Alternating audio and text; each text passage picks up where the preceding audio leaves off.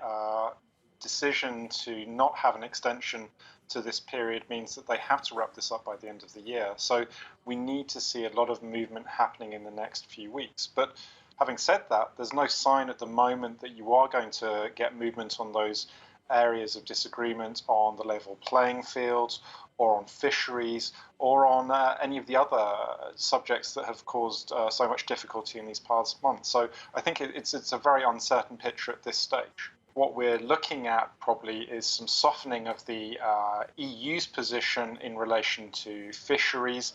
I think Michel Barnier has already indicated in past weeks a degree of flexibility.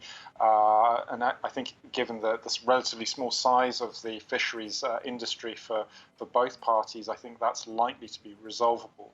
But in general, it looks more like the UK that is going to have to move towards the EU, largely because it hasn't been able to develop a detailed plan. And I think that's been a consistent problem for the British government, that they're very clear about what they don't like, less clear about what they do like. And as long as they're in that situation, they don't really have a comeback to the much more detailed propositions that the EU has been advancing. What kind of deal can we expect? Is it going to be a bare bones deal, or will there be some sort of flesh on there?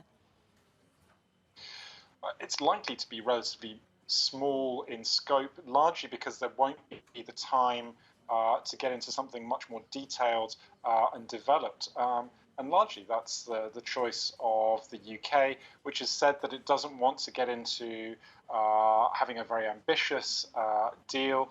Perhaps what we might see is just something that's agreeable within the time frame, but which leaves the door open for later discussions. And I think one of the things that's been very clear over the past months has been that the awareness of what might be lost from stopping membership and the transition period has grown in the UK. And so simply setting up new agencies and regulatory bodies to do the work that the EU was doing is not possible in the time that's left, even if the UK did go at that full tilt over the next 6 months.